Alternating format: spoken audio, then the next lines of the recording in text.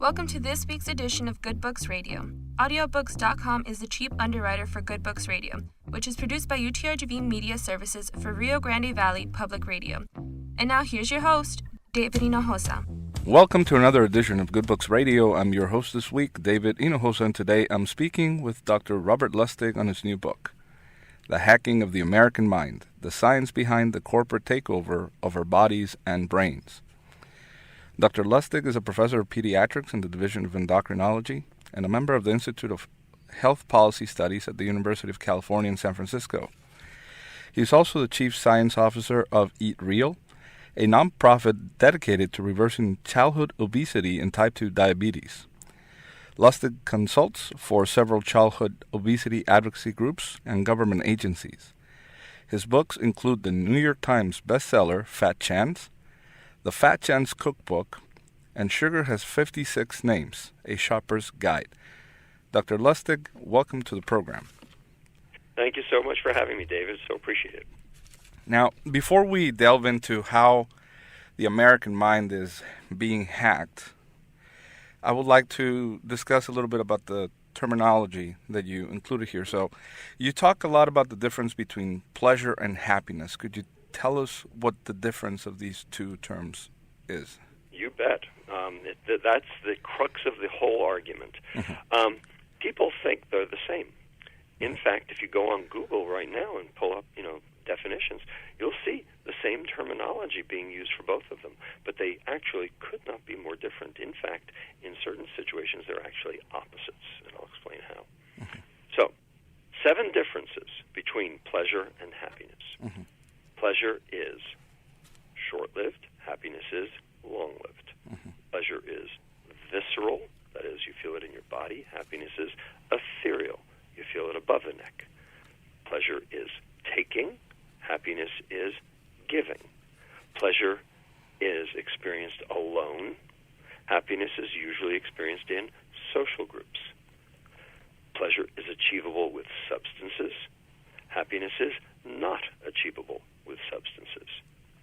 The extremes of pleasure, whether it be substances like nicotine, alcohol, cocaine, heroin, sugar, or behaviors like gambling, social media, video games, internet, porn, all in the extreme lead to addiction. But there's no such thing as being addicted to too much happiness. And finally, pleasure is dopamine, and happiness is serotonin. 2 different neurochemicals, 2 different areas of the brain, 2 different sets of receptors, 2 different regulatory pathways. They are not the same. Think of it this way. Pleasure is the feeling, this feels good, I want more. Happiness is the feeling, this feels good, I don't want or need anymore. Clearly, not the same. I see. And it matters. Now, dopamine and serotonin, let's go back to that. So, how do these 2 chemicals differ? Well, they're both neurotransmitters. They're both made from amino acids. They exist in different parts of the brain. Here's the difference. Dopamine is an excitatory neurotransmitter. When it's released, it excites the next neuron. Okay? Now, neurons want to be excited. That's why they have receptors in the first place. It's not, not by accident. But neurons are very fragile. They're easily killed. Okay, but when you are deprived of oxygen, your brain goes first. Okay, neurons need their nutrients, and they don't like to be overstimulated. Chronic overdose of any excitatory neurotransmitter will lead to cell death. So, your neurons have a fail-safe mechanism, a plan B, if you will. They will downregulate their own receptor so that there's less chance that they'll die. Self-preservation. So, in human terms, what does it mean? You get a hit, you get a rush, receptors go down. Next time you need a bigger hit to get the same rush, receptors go down.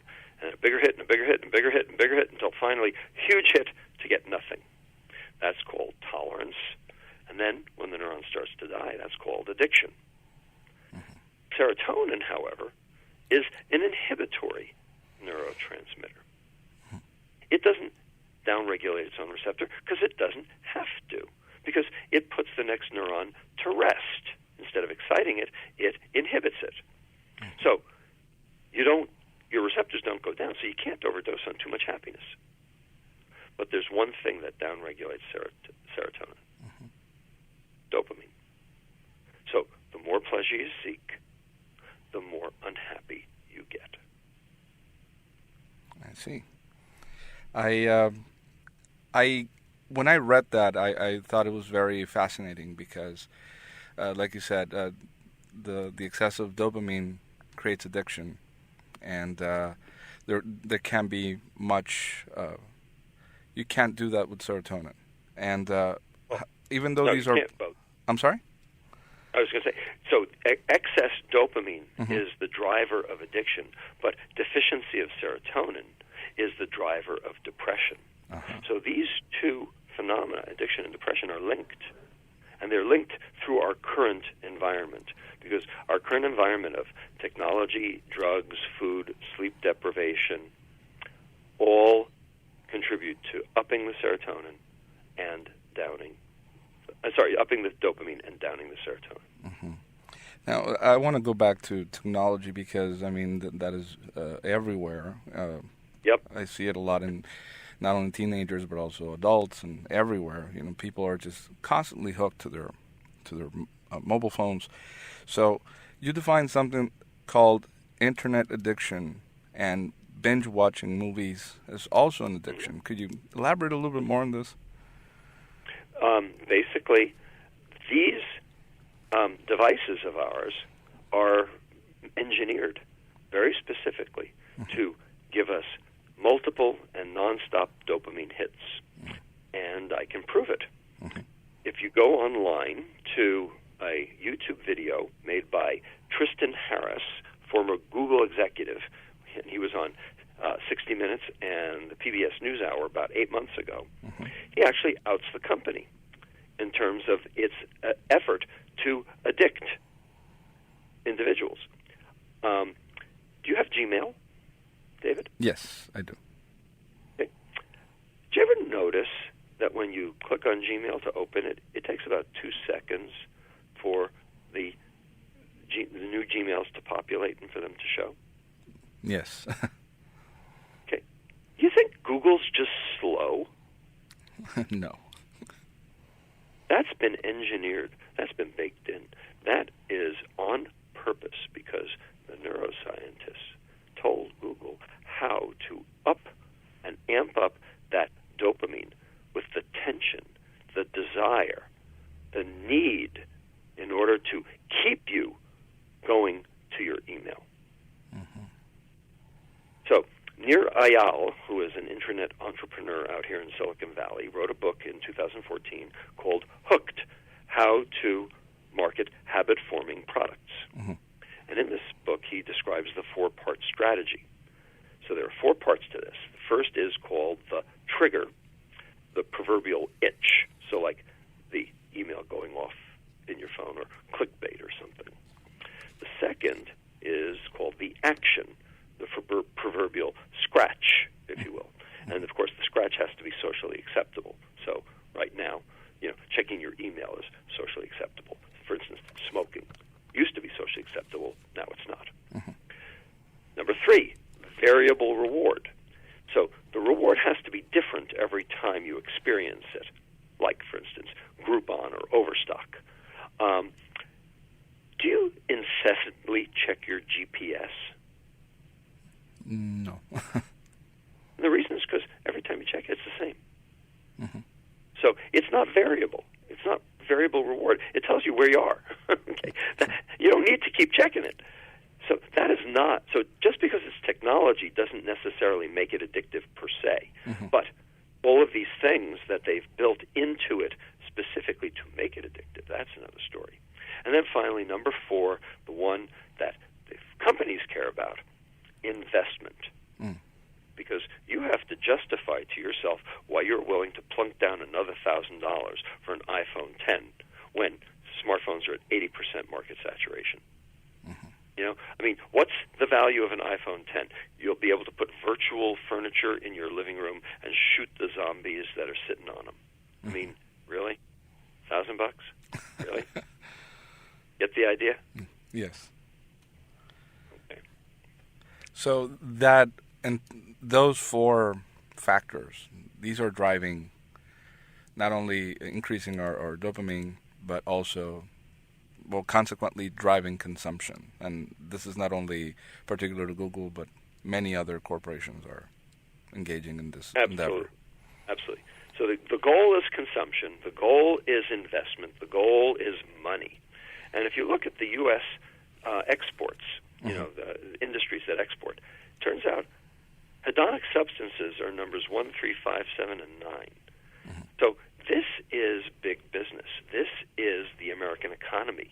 And getting consumers, not individuals, consumers to consume is what keeps the American economy rolling. And that's on purpose. And so these are the companies that have done the best over the past, you know, shall we say 4 decades. And Congress and the Supreme Court have actually passed laws and rulings that have helped corporate America continue and, you know, make us addicted. This is not by accident. I would like to talk a little bit more about that. So what has been one of the greatest piece of legislations that has passed that has, you know, contributed to this effect? So what I would say is that there's one congressional act and there's one Supreme Court ruling that sort of stand out as being head and shoulders above all else. The first was called the FTC Modernization Act. The Federal Trade Commission used to be the watchdog for consumer groups in order to keep companies, keep business from lying to the public. And they had done a reasonably good job. In 1972, they actually took apart the Sugar Association's public relations arm called Sugar Information Incorporated because they were publishing falsehoods in magazines. Things like, sugar is the stimulus you need to undereat. Sugar will help you lose weight. Of course, all of this was garbage. The FTC stopped it. But in the process, the industry got Congress to declaw the FTC so that the FTC now has absolutely no power. They can't do a damn thing.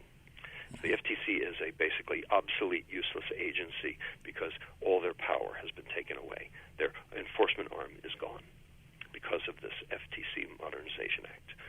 Number 2 is the ruling, and the ruling is a 1980 ruling, and it was called Central Hudson versus something Energy Commission, Central Energy Commission, I think. And what it said is that corporate speech is free speech, and corporations are allowed to say anything they want at any time they want with no repercussions. That they can lie all they want. You would have to catch them in the falsehood and sue them in order to get them to stop. So there's no enforcement arm other than individuals suing corporations to remove things that they say that are untrue. Example, in 1994, you may, or sorry, not 1990, in 2004, you may remember that we had the swine flu epidemic from Hong Kong. Remember the bird flu? Yes. Okay, and in the midst of that, people were wearing face masks, you know, that they were getting at Walgreens and everything. Yes. Remember that? Yes, I remember. In the midst of that, Kellogg's Cocoa Krispies put on their package, boosts immunity. Now, do you really think Kellogg's Cocoa Krispies boosts immunity? Not really. Not really. Okay? And the reason they said that was because, well, Cocoa Krispies has 25% of the recommended dietary allowance of vitamin C. You really think that's going to stop the bird flu? Really? Okay. Ultimately, that a suit came about because of that, and Kellogg's did have to remove it. But if you don't sue them, they can say anything they want, and they do. And they get into our minds. They basically fill us with propaganda. So my question to you, David, what is the difference between marketing and propaganda? Well, marketing has to do with the incentivizing consumption. Propaganda is one-way communication towards a political strategy or a political mindset. Well, it's definitely political, but I would argue that marketing is using information to espouse your point of view. Propaganda is using disinformation to espouse your point of view. The difference is the truth. I see. When companies tell you the truth, they're marketing. When they don't tell you the truth, it's propaganda. And it's all propaganda, all the time now. And the reason is because propaganda, when you actually identify with the propaganda, it gives you a huge dopamine boost. And what do you think's going on in the White House right now? I'd rather not get into it.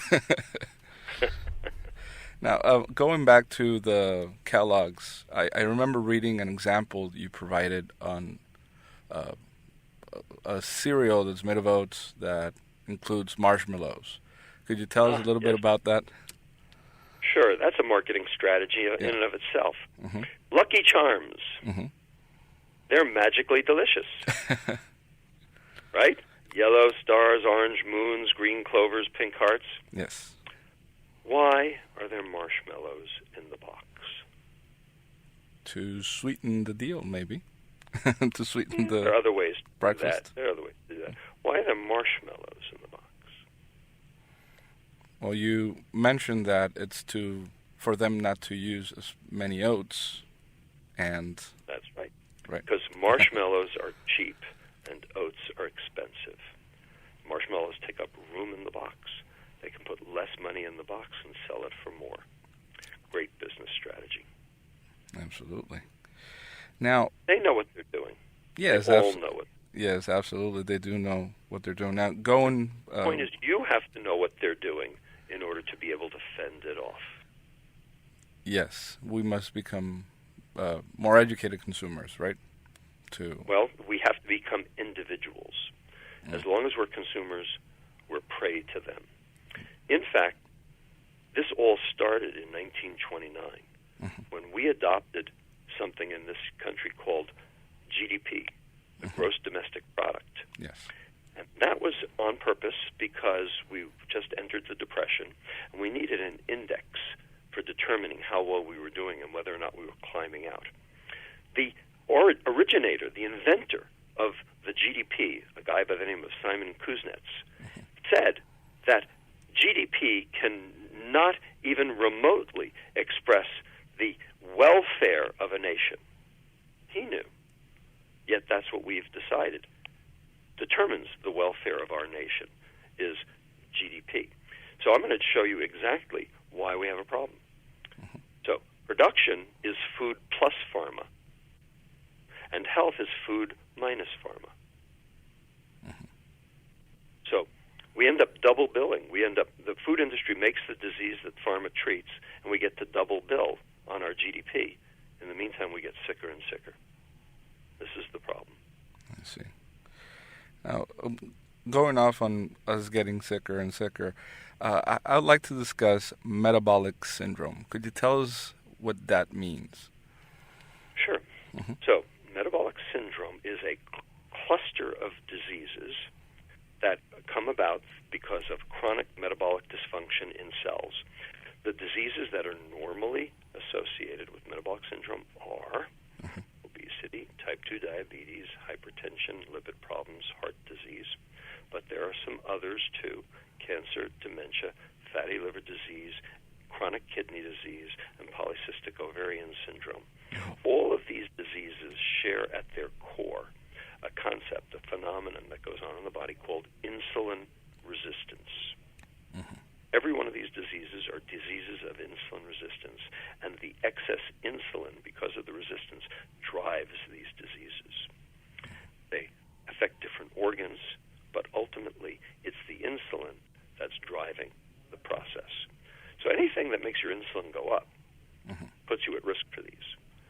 what makes your insulin go up the most?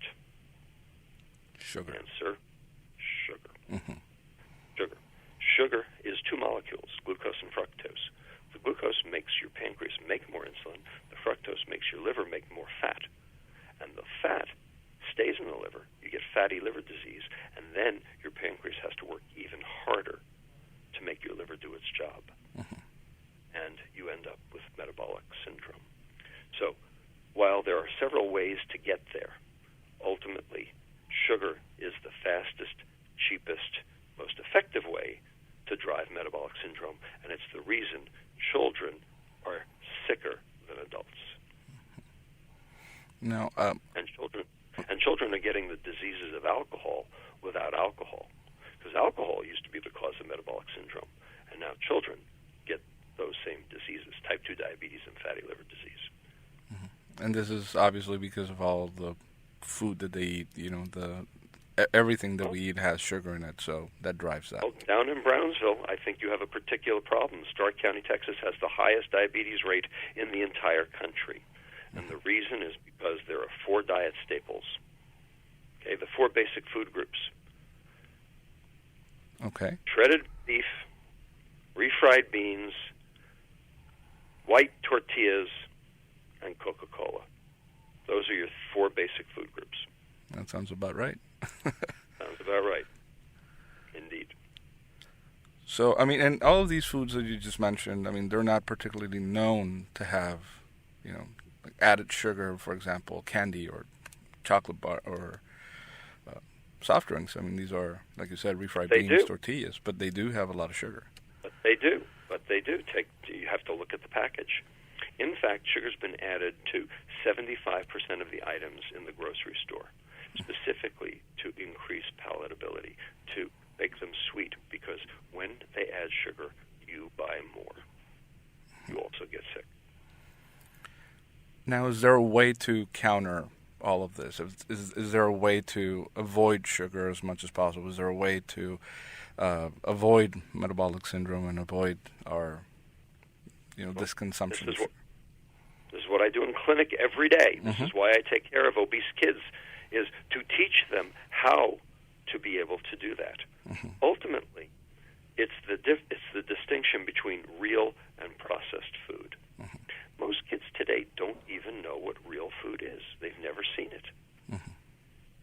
Okay? And 33% of Americans today don't know how to cook. And if you don't know how to cook, you're hostage to the food industry for the rest of your life. So cooking is an essential, required, necessary skill for children and adults.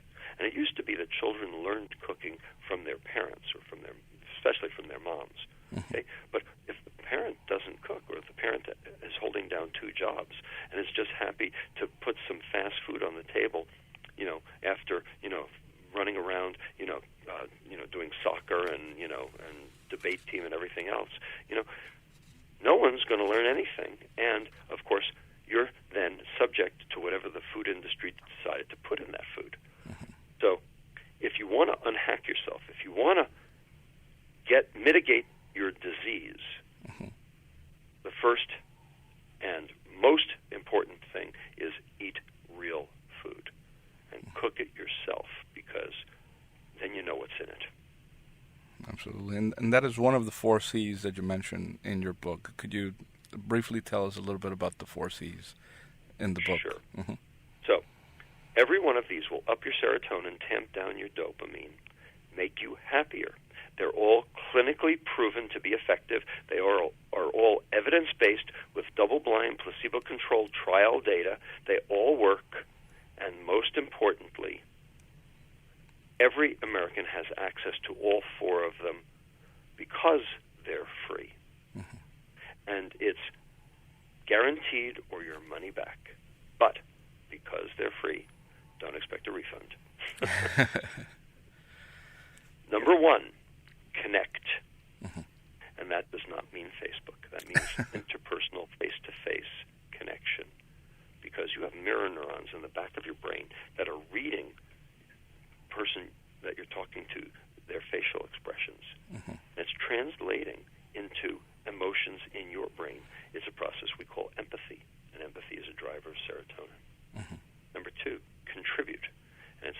IRA, not to your bank account, not to your Boy Scout medal collection. It's got to be contribute to the greater good. It can be your family, your friends, it can be general level of society, but it can't be for specific recognition or monetary gain. It has to be altruistic. It has to be selfless, because it's the right thing to do. Mm-hmm. That will increase contribution. You can get contribution from work as long as you see your work as helping others and your boss sees it too. Mm-hmm. Number 3, cope, and that's sleep, mindfulness, and exercise, all of which reduce stress.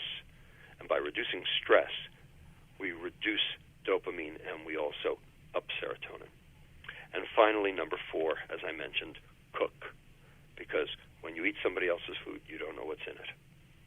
And in order to do well, you have to add 2 things to your diet and take away 1. The 2 things you have to add are tryptophan, which is the rarest amino acid and not found in processed food, and omega-3 fatty acids, which are found in marine life and not found in processed food.